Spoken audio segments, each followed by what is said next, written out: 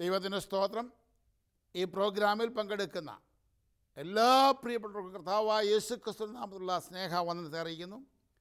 പ്രാർത്ഥന എന്ന വിഷയത്തെക്കുറിച്ചാണല്ലോ നാം പഠിച്ചുകൊണ്ടിരിക്കുന്നത്. വീണ്ടും ആ വിഷയത്തെക്കുറിച്ച് ചിന്തിപ്പാൻ ആഗ്രഹിക്കുകയാണ്. നമ്മുടെ കുറിവാക്യം ആദ്യമായിട്ട് വായിപ്പാൻ ആഗ്രഹിക്കുന്നു. ലൂക്കോസിൻ്റെ സുവിശേഷം 18-ാം അധ്യായം 1-ാമത്തെ വാക്യം. മടുത്തു പോകാതെ എപ്പോഴും പ്രാർത്ഥിക്കണം എന്നുള്ളതിന് യേശു അവരോട് ഒരു ഉപമ പറഞ്ഞു.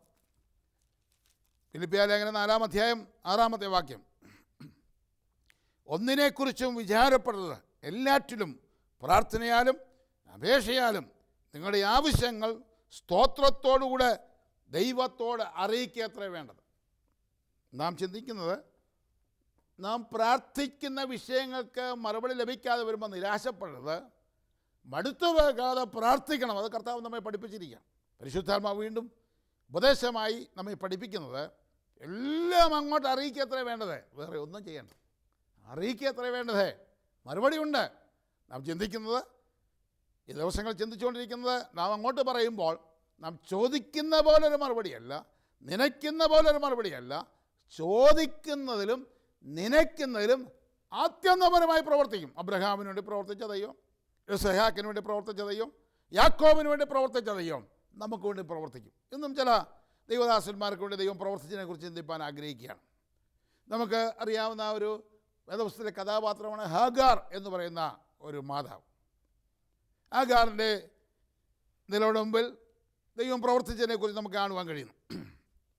ഉൽപ്പത്തി പുസ്തകം 21-ാം അധ്യായത്തിൽ പ്രത്യേകമായ ഒരു സാഹചര്യത്തിൽ ഹാഗാറിനെയും ഹാഗാറിൻ്റെ മകൻ ഇസ്മായേലിനെയും സ്വന്തം പിതാവ് അബ്രഹാം പറഞ്ഞു വിട്ടു. ബേർശേബ മരുഭൂമിയിലേക്ക് മകനുമായി മാതാവ് നടന്നു പോവുകയാണ്. സൗദി അറേബ്യയിലേക്ക് പോകുന്ന ഭാഗമാണ്, അറബി ദേശമാണ്. അറബി സംസാരിക്കുന്ന ആളുകൾ ഇസ്മായേലിൻ്റെ സന്തതി പരമ്പരയാണെന്ന ചരിത്രം നമ്മെ പഠിപ്പിക്കുന്നു. അപ്പോൾ ഗലാത്യ ലേഖനത്തിൽ ഹാഗാറിനെക്കുറിച്ച് പറയുന്നു, അറബി ദേശത്തെ കുറിക്കുന്നു. അറബി ദേശവുമായി ബന്ധപ്പെട്ടാണ് ഹാഗാറിനെ നമുക്ക് കാണുവാൻ കഴിയുന്നത്. അങ്ങനെ തൻ്റെ മകനുമായി ചൂടേറിയ മരുഭൂമിയിൽ താൻ നടന്നു പോകുമ്പോൾ തൻ്റെ ഇസ്മായിലിൻ്റെ പിതാവ് ഒരു തുരുത്തി വെള്ളം അവർക്ക് ഭക്ഷിപ്പാനുള്ള അപ്പവും കൊടുത്തു. അതിൽ കൂടുതൽ കൊടുക്കാൻ കഴിയില്ല, കാരണം ചുമന്നു കൊണ്ടുപോകാൻ ബുദ്ധിമുട്ടാണ്. ചുമക്കാൻ കഴിയുന്ന അത്രയും ഒരു തുരുത്തിക്കകത്ത് വെള്ളം കൊടുത്തു. അതുമായി നടന്നു പോകുമ്പോൾ ചൂടേറിയ മരുഭൂമിയിൽ അവർ വെള്ളം കുടിച്ചു. കുറച്ച് കഴിഞ്ഞപ്പോൾ അവരുടെ കയ്യിലുള്ള വെള്ളം തീർന്നു. എവിടെ പോകണമെന്നറിയില്ല. ആ മണലാരണ്യത്തിലൂടെ അവർ മുമ്പോട്ട് പോവുകയാണ്. ആ തുരുത്തിക്കകത്തെ മുഴുവൻ വെള്ളവും തീർന്നു. വീണ്ടും മുമ്പോട്ട് പോയി. ചൂടിൻ്റെ അനുഭവത്തിൽ ദാഹം കൊണ്ട് വരണ്ടു.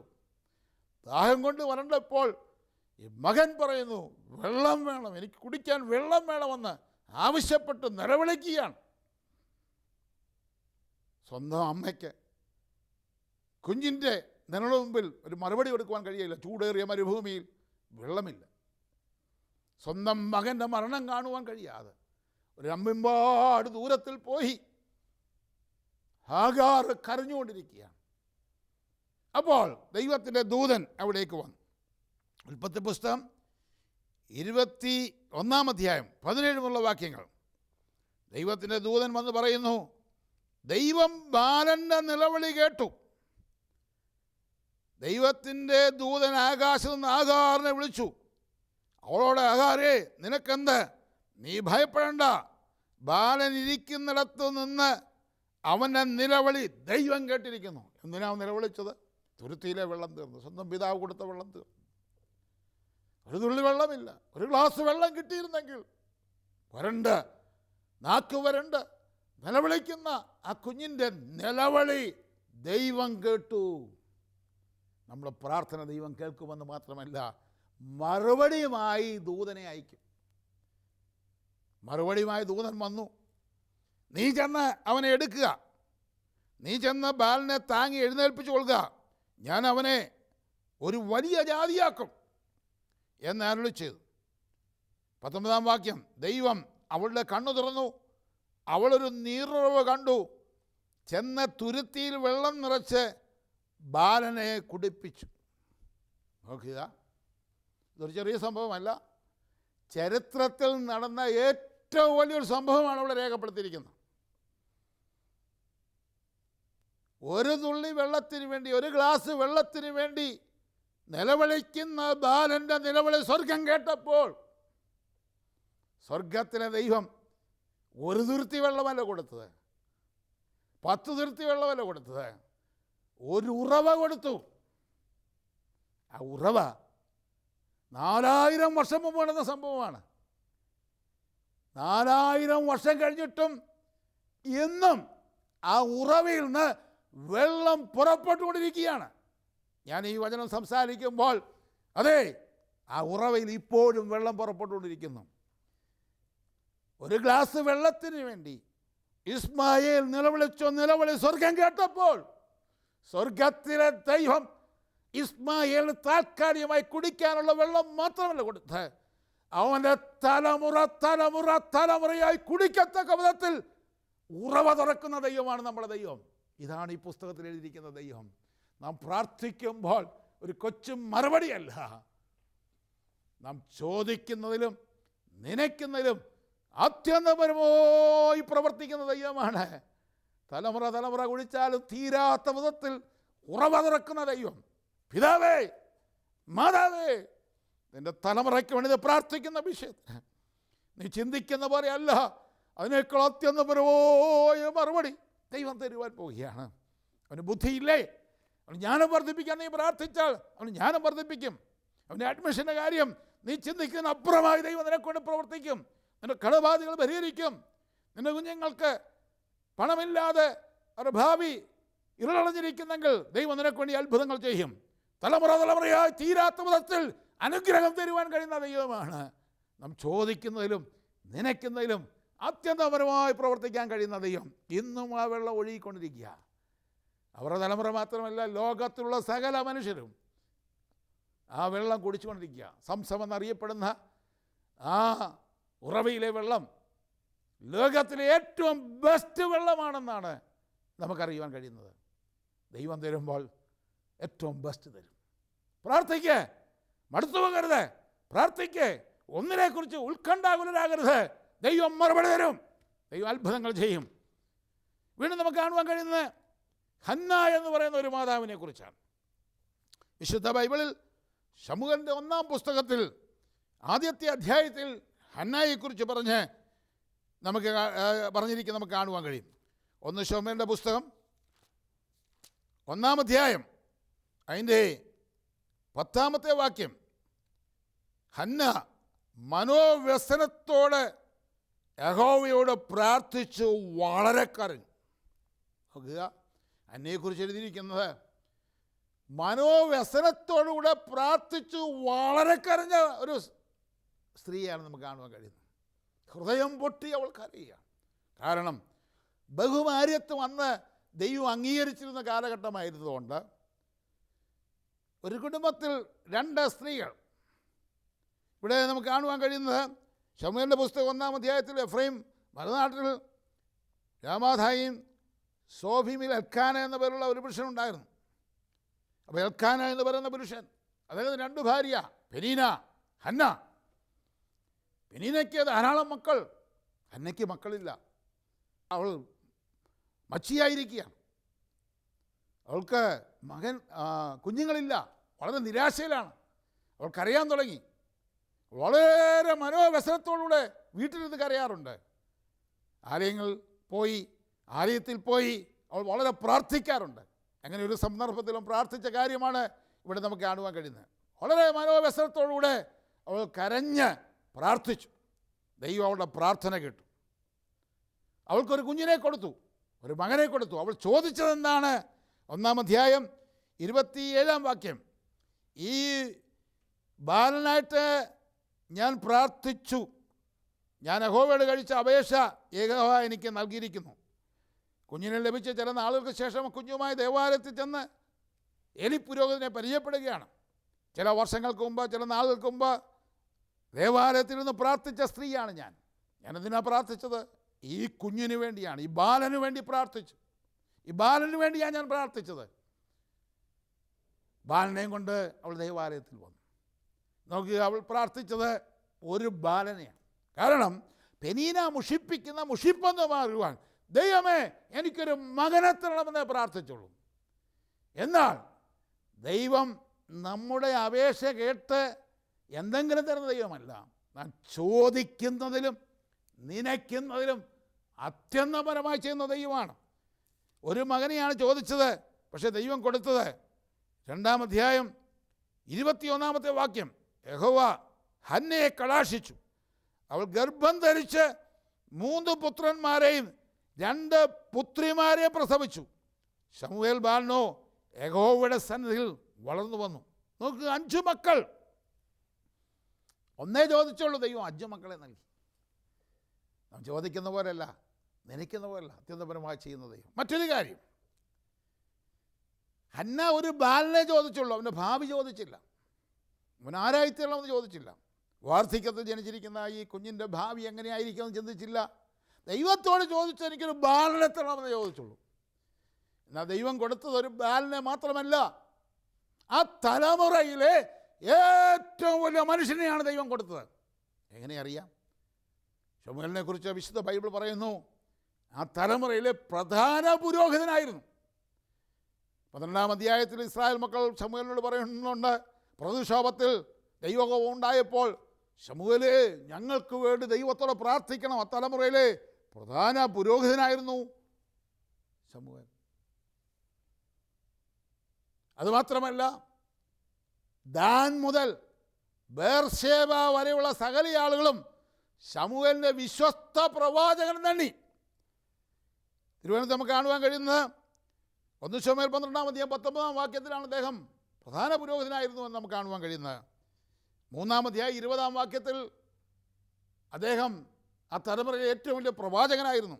7-ാം അധ്യായം 15-ാം വാക്യത്തിൽ ശമൂവേൽ ജീവപര്യന്തം ന്യായപാലനം ചെയ്തു. അന്ന് ഇസ്രായേലിലെ ഏറ്റവും ടോപ്പ് പൊസിഷനാണ് പുരോഹിതൻ, പ്രവാചകൻ, ന്യായാധിപൻ. ഏറ്റവും പ്രധാനപ്പെട്ട പൊസിഷനാണ്. ഇന്ന് ഇന്ത്യയിൽ ഏറ്റവും ടോപ്പായിട്ട് 3 പൊസിഷനുണ്ട്. ഇന്ത്യൻ പ്രസിഡന്റ്, ഇന്ത്യൻ പ്രധാനമന്ത്രി, ചീഫ് ജസ്റ്റിസ്. ഇത് 3 ഒരാളായാൽ എങ്ങനെ ഇരിക്കും? അതാണ് അവിടെ സംഭവിച്ചത്. അതിനു മുമ്പ് ഈ 3 പൊസിഷനുള്ള ഒരാൾ പോലും ഇസ്രായേൽ ഉണ്ടായിട്ടില്ല. അതിന് ശേഷവും ഈ 3 പൊസിഷനുള്ള ഒരാൾ പോലും ഇസ്രായേൽ ഉണ്ടായിട്ടില്ല. നോക്കുക, ദൈവത്തോട് ചോദിച്ചത് ഒരു ബാലനെയാണ്. എന്നാൽ ദൈവം കൊടുത്തപ്പോൾ ആ തലമുറയിൽ ഏറ്റവും വലിയ മനുഷ്യനല്ല, അതിനു മുമ്പോ അതിന് ശേഷമോ അതുപോലെ മനുഷ്യൻ ഉണ്ടായിട്ടില്ല. 2 പൊസിഷനുള്ള 2 പേര് വിശുദ്ധ ബൈബിളിൽ നമുക്ക് കാണുവാൻ കഴിയും. ഏലി പുരോഹിതനും ന്യായാധിപനുമായിരുന്നു, പ്രവാചകനല്ലായിരുന്നു. ദബോര ന്യായാധിപതിയും പ്രവാചകിയുമായിരുന്നു, പൗരോഹിത്യമില്ലായിരുന്നു. ഈ 3 പൊസിഷനുള്ളത് ഒരാളേ ഉള്ളൂ, അത് ഹന്നയുടെ മകൻ മാത്രമാണ്. ചോദിച്ചതല്ല, എൻ്റെ മകനെ പുരോഹിതനാക്കണമെന്ന് പ്രാർത്ഥിച്ചില്ല, എൻ്റെ മകനെ പ്രവാചകനാക്കണമെന്ന് പ്രാർത്ഥിച്ചില്ല, എൻ്റെ മകനെ ന്യായാധിപനാക്കണമെന്ന് പ്രാർത്ഥിച്ചില്ല. ഈ മുഷിപ്പൊന്ന് മാറുവാൻ ഒരു കുഞ്ഞിനെ, ഒരു മകനെ എനിക്ക് തരണമെന്നേ പ്രാർത്ഥിച്ചുള്ളൂ. സ്വർഗത്തിലെ ദൈവം അവിടെ പ്രാർത്ഥന കേട്ടപ്പോൾ ചോദിച്ചതിലും നനച്ചതിലും അത്യന്തപരമായി പ്രവർത്തിച്ച ദൈവമാണ്. എങ്ങനെയെങ്കിൽ സഹോദര സഹോദരി, നീ വിശ്വസിക്കുക. പിതാവേ മാതാവേ വിശ്വസിക്ക്, കുഞ്ഞുങ്ങളെ വിശ്വസിക്ക്. നിങ്ങൾ ചോദിക്കുമ്പോൾ ഒരു കൊച്ചു മറുപടിയല്ല, ഏറ്റവും ബെസ്റ്റ് തരുന്ന ദൈവമാണ്. ഇന്നലെ ആർക്കും കൊടുക്കാത്തത്, നാളെ ആർക്കും കൊടുക്കാത്തത്, നിനക്കും വേണ്ടി മാത്രം ദൈവം കരുതി വച്ചിരിക്കുന്നത് നിനക്ക് വേണ്ടി വെളിപ്പെടും. വിശ്വസിക്കാമോ? ദൈവം നിനക്ക് വേണ്ടി പ്രവർത്തിക്കും. വീണ്ടും നമുക്ക് കാണുവാൻ കഴിയുന്നത് ശലോമോൻ എന്ന ഒരു രാജാവിനെക്കുറിച്ച്. ഒത്തിരി വേദഭാഗങ്ങളുണ്ടെങ്കിലും ഒത്തിരി ദൈവദാസന്മാർ ചേർത്തുള്ള പ്രധാനപ്പെട്ട ചില ചിന്തകൾ മാത്രമേ ഞാൻ ചിന്തിപ്പാൻ ആഗ്രഹിക്കുന്നുള്ളൂ. അദ്ദേഹം ദാവീദ് എന്ന് പറയുന്ന രാജാവിൻ്റെ മകനായിരുന്നു. ദാവീദിന് പല മക്കളുണ്ടായിരുന്നു. ഇപ്പോൾ പിതാവ് മരിക്കുമ്പോൾ രാജ്യത്തിന് വേണ്ടി പലരും ആഗ്രഹിച്ചു. എന്നാൽ ദൈവം ശലോമോനെ സ്നേഹിച്ചു. ശലോമോന് രാജ്യത്വം കൊടുക്കുവാൻ ദാവീദും ആഗ്രഹിച്ചു. അങ്ങനെ ദൈവം ദാവീദിൻ്റെ അപേക്ഷപ്രകാരവും ആഗ്രഹപ്രകാരവും ശലോമോനെ രാജാവാക്കുവാൻ സമ്മതിച്ചു. അങ്ങനെ ശലോമോൻ രാജാവായപ്പോൾ അദ്ദേഹത്തിന് വളരെ ബുദ്ധിമുട്ടുണ്ടായി. കാരണം അദ്ദേഹത്തിന് വേണ്ട പ്രാപ്തിയില്ല. വലിയൊരു രാജ്യമാണ്, രാജ്യം ഭരിക്കാനുള്ള കഴിവില്ല. അദ്ദേഹം ദൈവത്തോട് പ്രാർത്ഥിച്ചുകൊണ്ടിരുന്നു. അങ്ങനെ അദ്ദേഹം ഒരു സ്ഥലത്ത് ചെന്ന് ഹോമയാഗം കഴിച്ചു. 1 രാജാക്കന്മാരുടെ പുസ്തകം 3-4 വാക്യം. രാജാവ് ഗിബെയോനിൽ യാഗം കഴിക്കാൻ പോയി. അത് പ്രധാന പൂജാഗിരിയായിരുന്നു. അവിടുത്തെ യാഗപീഠത്തിന്മേൽ ശലോമോൻ 1000 ഹോമയാഗം അർപ്പിച്ചു. 1000 ഹോമയാഗം അർപ്പിച്ചു. ആരാധനയുടെ പ്രതീകമാണ് യാഗം എന്ന് പറയുന്നത്. അദ്ദേഹം ദൈവത്തെ ആരാധിച്ചു. രാജാവാനു ശേഷം ദൈവത്തെ ആരാധിച്ചു. കൊടുക്കാവുന്ന മുഴുവൻ മഹത്വം കൊടുത്ത് ദൈവത്തെ ആരാധിച്ചു. ആരാധിച്ചു കഴിഞ്ഞ് വീട്ടിൽ വന്നപ്പോൾ അവിടെ നമുക്ക് കാണുവാൻ കഴിയും, ഗിബെയോനിൽ വെച്ച് യഹോവ രാത്രിയിൽ ശലോമോന് സ്വപ്നത്തിൽ പ്രത്യക്ഷനായി നിനക്ക് വേണ്ടുന്ന വരം ചോദിച്ചു കൊള്ളുക എന്ന് ദൈവം അരുളി ചെയ്തു. നോക്കുക, നമ്മുടെ ആരാധന ദൈവത്തിന് പ്രസാദമാകുമ്പോൾ, നമ്മിൽ ദൈവത്തിന് പ്രസാദമാകുമ്പോൾ ദൈവം പറയും, നിനക്ക് എന്നാ വേണം ചോദിച്ചു. ദൈവത്തെ ആരാധിക്കുന്നത് ദൈവത്തിന് പ്രസാദമായി തീരണം. ദൈവത്തിൻ്റെ വചനത്തിൻ്റെ വസ്തുപ്രകാരം നീ ആരാധിക്കുമ്പോൾ ദൈവം നിന്നെ പ്രസാദിച്ചിട്ട് ദൈവം ചോദിക്കും, നിനക്ക് എന്നാ വേണം, ഞാൻ തരാമെന്ന് പറയും. ശലോമോനോട് പറയുന്നു, ഞാൻ നിനക്ക് തരാം. അദ്ദേഹം പറഞ്ഞതെന്താണ്? അദ്ദേഹം ആവശ്യപ്പെട്ടതെന്താണ്? 6 വാക്യം. അതിന് ശലോമോൻ പറഞ്ഞതെന്നാൽ, എൻ്റെ അപ്പനായ ദാവീദ് എന്ന നിൻ്റെ ദാസൻ സത്യത്തോടും നീതിയോടും ഹൃദയ പരമാർത്ഥതും കൂടെ നിൻ്റെ മുമ്പാകെ നടന്നതിനൊത്തവണ്ണം നീ അവന് വലിയ കൃപ ചെയ്തു. ഈ വലിയ കൃപ അവനായി പാലിക്കുക എന്നുള്ളതുപോലെ അവൻ്റെ സിംഹാസനം ഇരിപ്പാൻ അവനൊരു മകനെ നൽകുകയും ചെയ്തിരിക്കുന്നു. എൻ്റെ ദൈവമായ യഹോവേ, നീ അടിയനെ ഇപ്പോൾ എൻ്റെ അപ്പനായ ദാവീദിനെ പോലെ രാജാവാക്കിയിരിക്കുന്നു. ഞാനോ ഒരു ബാലനത്രേ, കാര്യാദികൾ നടത്തുവാൻ എനിക്ക് അറിവില്ല. നീ തിരഞ്ഞെടുത്തതും പെരുപ്പം നിമിത്ത എണ്ണവും കണക്കുമില്ലാത്തതുമായ വലിയൊരു മഹാജാതിയായ നിന്റെ ജനത്തിൻ്റെ മധ്യേ അടിയനിരിക്കുന്നു. ആകയാൽ ഗുണവും ദോഷവും തിരിച്ചറിഞ്ഞ് നിന്റെ ജനത്തിന് ന്യായപാലനം ചെയ്യുവാൻ വിവേകമുള്ളൊരു ഹൃദയം എനിക്ക് തരണമേ. അതുകൂടാതെ നിൻ്റെ ഈ വലിയ ജനത്തിന് ന്യായപാലനം ചെയ്യുവാൻ ആർക്ക് കഴിയും? നോക്കുക, ശലോമോനോട് ചോദിച്ചപ്പോൾ ശലോമോൻ തൻ്റെ അപേക്ഷ അറിയിച്ചു. അവിടെ നമുക്ക് കാണുവാൻ കഴിയുന്നത് 10 വാക്യം. ശലോമോൻ ഈ കാര്യം ചോദിച്ച കർത്താവിന് പ്രസാദമായി. ദൈവം അവനോട് അരുളിച്ചത് എന്തെന്നാൽ, ഇവിടെ ഒരു കാര്യമുണ്ട്. നമ്മുടെ പ്രാർത്ഥനയിലെ ഏറ്റവും പ്രധാനപ്പെട്ട കാര്യം നമ്മുടെ ആവശ്യമാണ് ദൈവം നടത്തി തരുന്നത്. അതിനെക്കുറിച്ച് പിന്നീട് നമ്മൾ ചിന്തിക്കും. നിങ്ങളുടെ ആവശ്യങ്ങൾ സ്തോത്രത്തോടെ അറിയിക്കുക എത്ര വേണം. നമ്മുടെ ആവശ്യങ്ങൾ ദൈവഹിതപ്രകാരമുള്ള പ്രാർത്ഥന ദൈവവചനം പഠിച്ചാൽ നമ്മുടെ എല്ലാ ആവശ്യങ്ങളും ദൈവത്തോട് ചോദിക്കുന്ന ദൈവഹിതമാണ്. ശലോമോൻ ആ സന്ദർഭത്തിൽ അദ്ദേഹത്തിൻ്റെ ആവശ്യം, അദ്ദേഹത്തിൻ്റെ രാജ്യം ഭരിക്കാനുള്ള വിവേകം വേണം. അതാണ് അദ്ദേഹം ചോദിച്ചത്. അപ്പോൾ ദൈവം പറയുന്ന ഒരു കാര്യം സാധാരണ എല്ലാവരും ചോദിക്കാൻ സാധ്യതയുള്ളത് 11 വാക്യം. ദൈവം അവനോട് അരുളിച്ചു തന്നാൽ, നീ ദീർഘായുസോ, ആവശ്യം അല്ല, ദീർഘായുസോ സമ്പത്തോ ശത്രു സംഹാരമോ ഒന്നും അപേക്ഷിക്കാതെ എന്ന് പറഞ്ഞാൽ ആ പശ്ചാത്തലത്തിൽ അവൻ്റെ ആവശ്യമാണ് ചോദിച്ചത്. ചിലപ്പോൾ രോഗമായി കിടക്കുമ്പോൾ നമുക്ക് ആയുസ് ചോദിക്കാം. ഓരോ സന്ദർഭത്തിലാണ് നമ്മുടെ ആവശ്യങ്ങൾ ഉണ്ടാകുന്നത്. അപ്പോൾ ദൈവം നോക്കുന്നത് നമ്മുടെ ആവശ്യങ്ങൾ, നിങ്ങളുടെ ആവശ്യങ്ങൾ. സഹോദര, താങ്കളുടെ ആവശ്യം എന്താ? ദൈവത്തോട് പറ. പിതാവേ, മാതാവേ, സഹോദരി, കുഞ്ഞുങ്ങളെ, നിങ്ങളുടെ ആവശ്യം ദൈവത്തോട് പറ. ദൈവത്തിന് പ്രസാദമായി തീരുകയാണ്. അവൻ അറിയിച്ചപ്പോൾ അവിടെ ദൈവം പറയുന്നത് എങ്ങനെയാണ്? നീ കാര്യം മാത്രം അപേക്ഷിച്ചുകൊണ്ട് ഞാൻ നിൻ്റെ അപേക്ഷപ്രകാരം ചെയ്തിരിക്കുന്നു. അപേക്ഷപ്രകാരം ചെയ്തു. നമ്മുടെ അപേക്ഷ കേട്ടാൽ ദൈവം അതുപോലെ ചെയ്യും. ജ്ഞാനവും വിവേകമുള്ള ഹൃദയം ഞാൻ നിനക്ക് തന്നിരിക്കുന്നു. നിനക്ക് സമനായവൻ നിനക്ക് മുമ്പുണ്ടായിട്ടില്ല, നിനക്ക് സമനായവൻ നിൻ്റെ ശേഷവും ഉണ്ടാകുകയില്ല. നോക്കുക, ദൈവം നമുക്കൊരു കാര്യം തന്നാൽ ഇന്നലെ ആർക്കെങ്കിലും കൊടുത്തതുപോലെയല്ല, നാളെ ആർക്കെങ്കിലും കൊടുക്കാൻ പോകുന്ന പോലെയല്ല. നമുക്ക് വേണ്ടി മാത്രം സ്പെഷ്യൽ അനുഗ്രഹം തരുന്ന ദൈവമാണ്. നിന്നെപ്പോലെ വേറൊരാൾ ഉണ്ടാകുകയില്ല.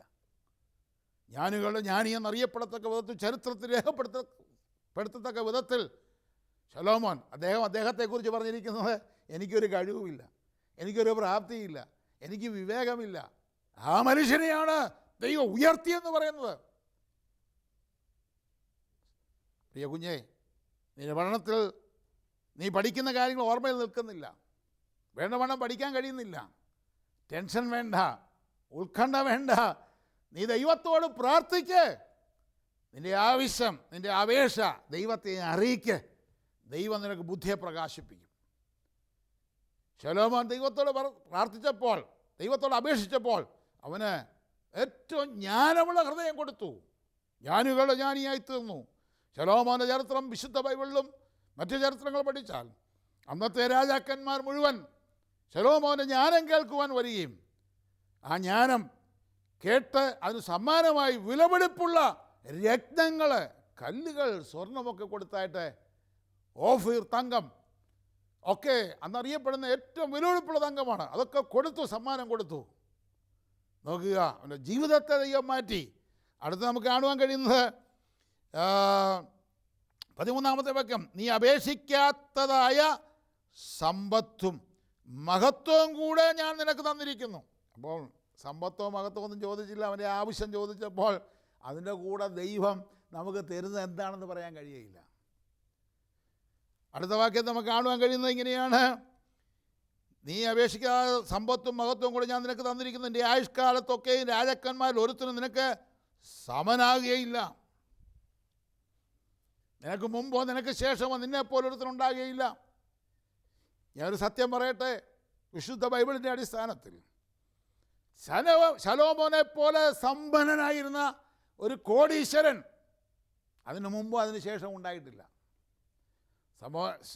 ശലോമോന് ലഭിച്ച സമ്മാനങ്ങളെക്കുറിച്ച്, രത്നങ്ങളെക്കുറിച്ച്, വിലയേറിയ കല്ലുകളെക്കുറിച്ചൊക്കെ പറഞ്ഞിട്ടുണ്ട്. അതൊന്നും ഈ ഭൂമുഖത്ത് ഇപ്പോൾ കാണുവാൻ കഴിയുകയില്ല. പഴയ കാലങ്ങളിൽ ആളുകൾ ബാങ്കില്ലാത്തത് കൊണ്ട് ഭൂമിയുടെ അടിയിലാണ് നിക്ഷേപിച്ചുകൊണ്ടിരുന്നത്. അതുകൊണ്ടാണ് നമ്മൾ ചില കാലങ്ങൾ കഴിയുമ്പോൾ ഭൂമിയിൽ പ്രതിഭാസങ്ങൾ ഉണ്ടാകുമ്പോൾ സ്വർണം കിട്ടിയെന്ന് പറയുന്നത്, നിധി കിട്ടിയെന്ന് പറയുന്നത് അന്ന് ഡിപ്പോസിറ്റ് ചെയ്യുന്നത് ഭൂമിയുടെ അടിയിലാണ്. ഇരുട്ടിലെ നിക്ഷേപങ്ങൾ എന്നാണ് ബൈബിളിൽ പറയുന്നത്. മറുപടങ്ങളെ ഗുപ്തനിധിയാണ്, ഓരോ സ്ഥലങ്ങളിൽ നിക്ഷേപിച്ചിരിക്കുകയാണ് കള്ളന്മാർ കൊണ്ടുപോകാതിരിക്കാൻ. അങ്ങനെ ഭൂമിയുടെ അടിയിൽ പല സ്ഥലങ്ങളിൽ നിക്ഷേപിച്ചത് കൊണ്ട് ഇന്ന് അതൊന്നും നമുക്ക് കാണുവാൻ കഴിയുന്നില്ല. ഈ പുസ്തകം സത്യവേദ പുസ്തകമായതുകൊണ്ട് അതിനു മുമ്പോ അതിന് ശേഷമോ അതുപോലെ ഒരുത്തരം ഉണ്ടായിട്ടില്ല. ഇന്ന് ഈ വചനം കേൾക്കുമ്പോൾ നിങ്ങൾ വിശ്വസിക്കുക, നിങ്ങളുടെ ദൈവം നിങ്ങളുടെ സ്ഥിതിയെ മാറ്റും. നിൻ്റെ ആവശ്യം എന്താണ്? ഇപ്പോൾ നിനക്കെന്താ ആവശ്യം? അത് ദൈവത്തോട് പറ. ദൈവം നിനക്ക് വേണ്ടി പ്രവർത്തിക്കും, നിനക്ക് വേണ്ടി അത്ഭുതം ചെയ്യും. നീ ചോദിക്കുന്നതിലും നിനക്കുന്നതിലും അത്യന്തപരമായി പ്രവർത്തിക്കുന്ന ദൈവമാണ് നമ്മുടെ ദൈവം എന്ന വിശുദ്ധ ബൈബിൾ നമ്മെ പഠിപ്പിക്കും. എന്തുകൊണ്ടാണ് ദൈവം ഇങ്ങനെ ചെയ്യുന്നത്? നാം ചോദിക്കുന്ന പോലൊരു കൊച്ചു മറുപടിയാണോ തരുന്നത്? അല്ല, തരുന്ന ദൈവത്തിൻ്റെ സ്റ്റാൻഡേർഡ് അനുസരിച്ചാണ്. ആ ഭാഗം യെശയ്യാ പ്രവാചക പുസ്തകത്തിൽ ദൈവം തന്നെ അരുളി ചെയ്തിരിക്കുന്നു. ഇസ്രായേൽ മക്കൾ വളരെ നിരാശപ്പെട്ടൊരു സന്ദർഭമുണ്ട്. ദൈവം അവരെ മറന്നുവെന്ന് ചിന്തിച്ച സന്ദർഭമുണ്ട്. 40-ാം അധ്യായം, യെശയ്യാ പ്രവാചക പുസ്തകം 40-ാം അധ്യായം, എന്നാൽ എൻ്റെ വഴി യഹോവയ്ക്ക് മറിഞ്ഞിരിക്കുന്നു, എൻ്റെ ന്യായം എൻ്റെ ദൈവം കാണാതെ കടന്നു പോയിരിക്കുന്നുവെന്ന് യാക്കോബേ നീ പറയുകയും ഇസ്രായേലെ നീ സംസാരിക്കുകയും ചെയ്യുന്നത്. എൻ്റെ വഴി ദൈവം അറിയുന്നില്ല, എൻ്റെ ന്യായം അറിയുന്നില്ല, ദൈവം എന്നെ മറന്നു എന്നൊക്കെ ചിന്തിക്കുമ്പോൾ ദൈവം പറയുകയാണ്, അവരെ ആശ്വസിപ്പിക്കുവാൻ വേണ്ടി യെശയ്യാ പ്രവാചകനോട് പറഞ്ഞ ഭാഗമാണ്. അദ്ദേഹം 40-ാം അധ്യായത്തിൽ രേഖപ്പെടുത്തിയിരിക്കുന്നത് തുടങ്ങുന്ന ഇങ്ങനെ, എൻ്റെ ജനത്തെ ആശ്വസിപ്പീൻ എന്ന് നിങ്ങളുടെ ദൈവം അരുളി ചെയ്യുന്നു. അവരെ ആശ്വസിപ്പിക്കുകയാണ്.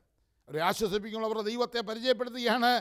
12-ാമത്തെ വാക്യം, തൻ്റെ ഉള്ളം കൈകൊണ്ട് വെള്ളം അളക്കുകയും ചാണുകൊണ്ട് ആകാശത്തിൻ്റെ പരിമാണമെടുക്കുകയും ഭൂമിയുടെ പൊടി നാഴിയിൽ കൊള്ളിക്കുകയും പർവ്വതങ്ങൾ വെള്ളിക്കോൽ കൊണ്ട് കുന്നുകൾ തുലാസിലും തൂക്കുകയും ചെയ്യുന്നവൻ ആർ? അങ്ങനെ ചെയ്തവൻ ആരാണ്?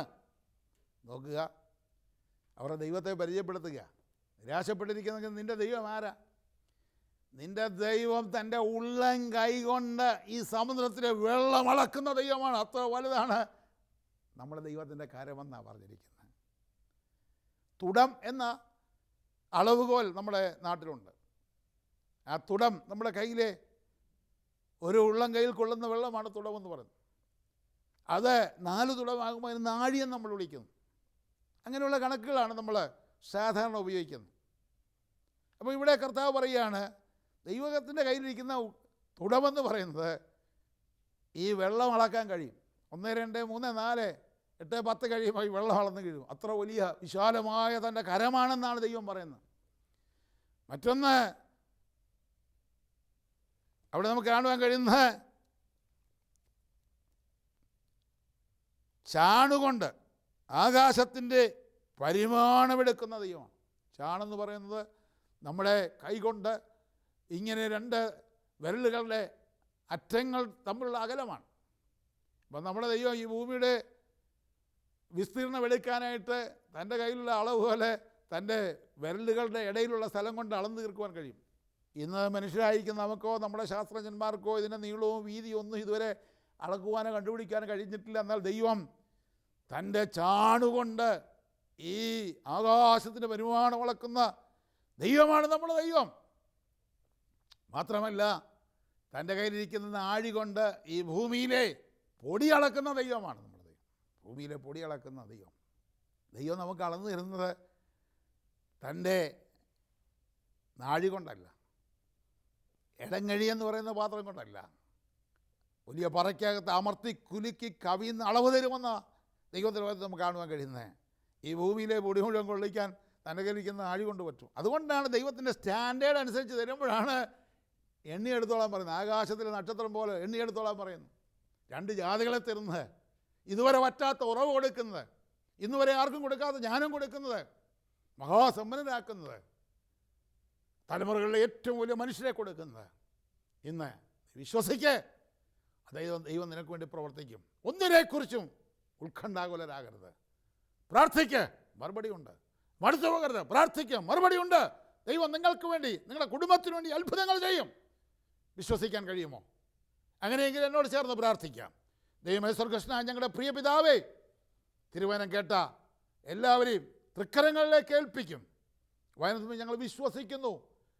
ഞങ്ങൾ നിരാശപ്പെട്ടു പോയ സന്ദർഭങ്ങളുണ്ട്, എന്നാൽ വിശ്വസിക്കുന്നു. ഏറ്റവും ബെസ്റ്റ് തരുന്ന ദൈവം, ഞങ്ങൾ ചോദിക്കുന്നതിലും നിലയ്ക്കുന്നതിലും അത്ഭുതപരമായി പ്രവർത്തിക്കുന്ന ദൈവം ഞങ്ങൾക്ക് വേണ്ടി പ്രവർത്തിക്കുമെന്ന് വിശ്വസിക്കുന്നു. ഇന്ന് വിശ്വസിച്ചുകൊണ്ട് പ്രാർത്ഥിക്കുന്ന എല്ലാവരുടെയും വിഷയത്തിന്മേൽ, എല്ലാ കുടുംബത്തിലും അത്ഭുതങ്ങളെ ചെയ്യണമെന്ന് പ്രാർത്ഥിക്കുന്നു. പിതാവിൻ്റെയും പുത്രൻ്റെയും പരിശുദ്ധാത്മാവിൻ്റെ നാമത്തിൽ പുറപ്പെട്ട അടിയനെ അനുഗ്രഹിക്കുന്നു. അവിടുന്ന് അവരെ അനുഗ്രഹിക്കണമേ, യേശുക്രിസ്തുവിൻ്റെ നാമത്തിൽ തന്നെ. ദൈവം നിങ്ങളെ അനുഗ്രഹിക്കുമാറാകട്ടെ. അസാധ്യമായതൊന്നുമില്ല, അസാധ്യമായതൊന്നുമില്ല, ഇല്ല ഇല്ല അസാധ്യമായതില്ല, എൻ ദൈവത്താൽ അസാധ്യമൊന്നുമില്ല. ഇല്ല ഇല്ല അസാധ്യമായതില്ല, എൻ ദൈവത്താൽ അസാധ്യമൊന്നുമില്ല.